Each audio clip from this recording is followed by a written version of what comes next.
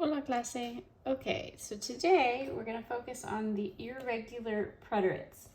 So really with the irregular preterites, what I would say, the biggest advice that I can give you is just to make sure that you write them over and over again.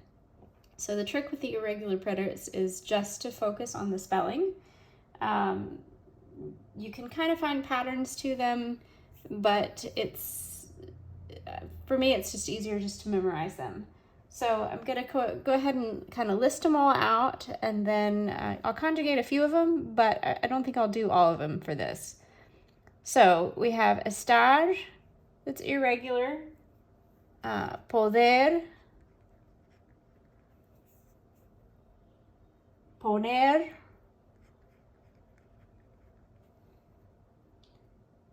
querer,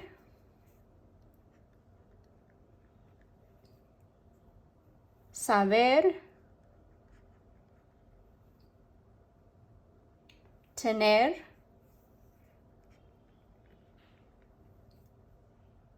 venir,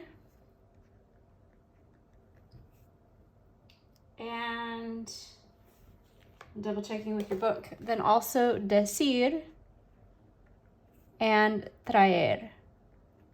Okay, so if you go through the book, these are conjugated, well, what they did, instead of giving you the whole chart, they just gave you kind of the beginning of the chart. Well, I don't know if that makes sense, but anyway, they gave you kind of what, basically all of these, it's like you're getting a new route. And then you have routine endings, or I think that works. So let's look at, well, I'm actually not going to do Estar because the book lists that one out. So let's jump straight to poder. Okay, so if we do poder, and so I'll draw a little verb chart here.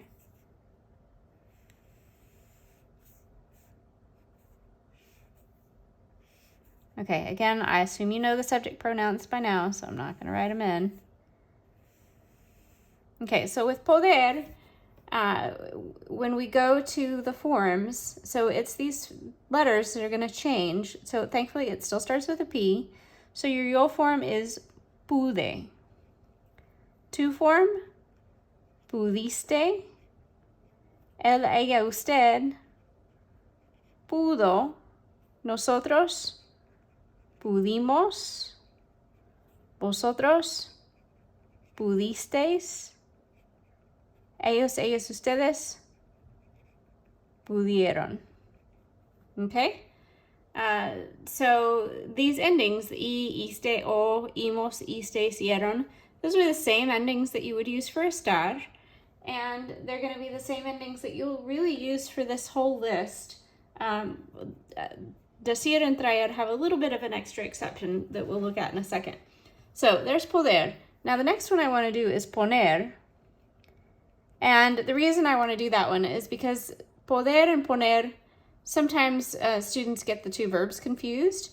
But to help you remember, so just remember that poder has the D, and all of your forms have that D as well.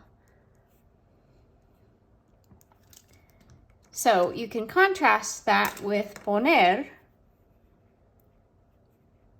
So if we get our chart going here. Now, probably native speakers, heritage learners don't confuse these too much. For us, it's just the rest of us. It's because they both start with P, and they both have end with that ER when they're infinitives. Okay, so poner, this one's going to take a totally different form, except for we do get to keep the P. So it's puse, pusiste, puso, pusimos, pusisteis, and pusieron.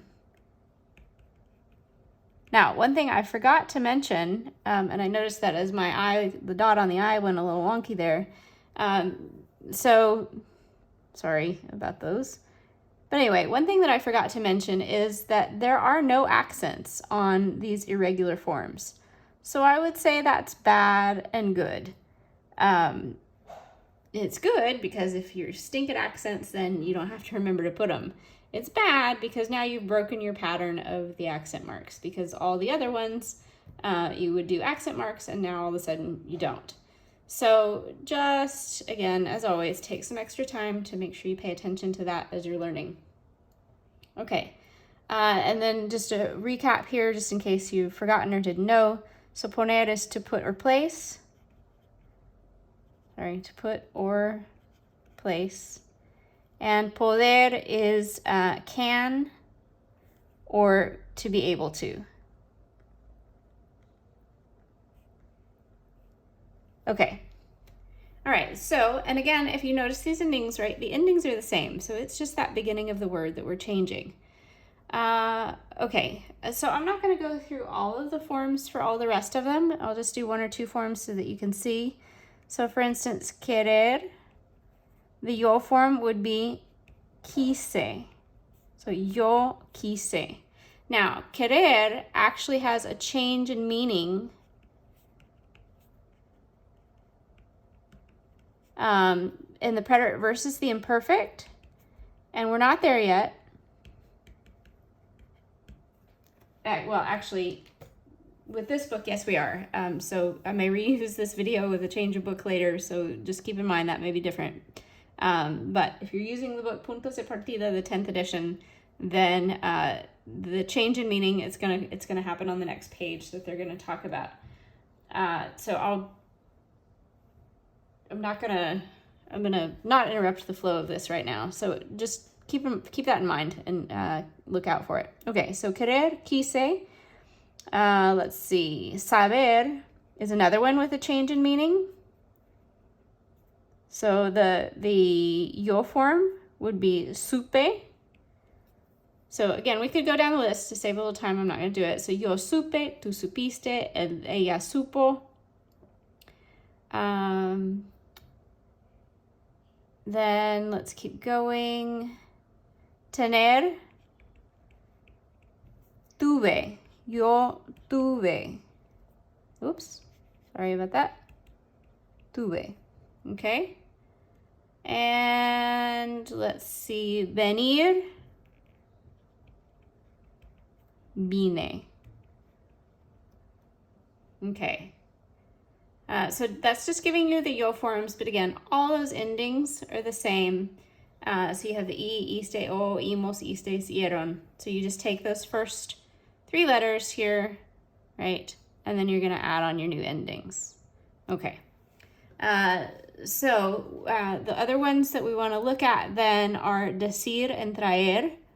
Now these, I do actually want to give you the whole chart, or at least for one of them. We'll do decir first, and then see if I can squish in traer on the same page. Okay, so we'll show you what to watch out for here. Okay, so for decir, to say or to tell, I know I didn't get you the English on all of these, that's okay. So the yo form is dije. I actually love this verb. You use it all the time. And if you like to tell people, I told you so, this is your verb. So you can say te, and then dije is I told you, or I told you so. That's what was kind of understood. So dije, dijiste, dijo, dijimos, dijisteis. Yeah, and it does look funny, right, with all those dots, but that's the way it goes. So no accents, just the dots. And I know sometimes my dots look a little funny, but no accents. Now, here's where I want you to pay attention. So on all of your under endings, you had that I-E-R-O-N. So we're not going to do that here. We're going to just jump straight to it. So it's dijeron. So after that J, there's no additional I. So when you're looking at these forms, just know that decir and traer are a little bit different. So let's do traer, just so you can see that one as well.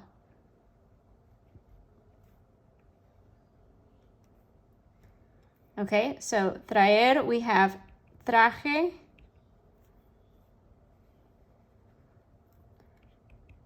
trajiste, trajo, trajimos, Trajisteis, there we go. And again, no extra I there. Trajeron. Okay, so traer, to bring, so I brought. Decir, to say or to tell. So traer, my favorite silly little thing, would be traje un traje. So I brought a suit. So some of these like traje, and then if we had conjugated all of venir when would have gotten to vino.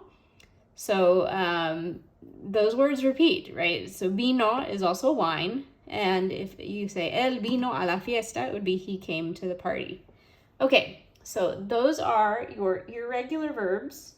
So just make sure you study them, really pay attention to that spelling.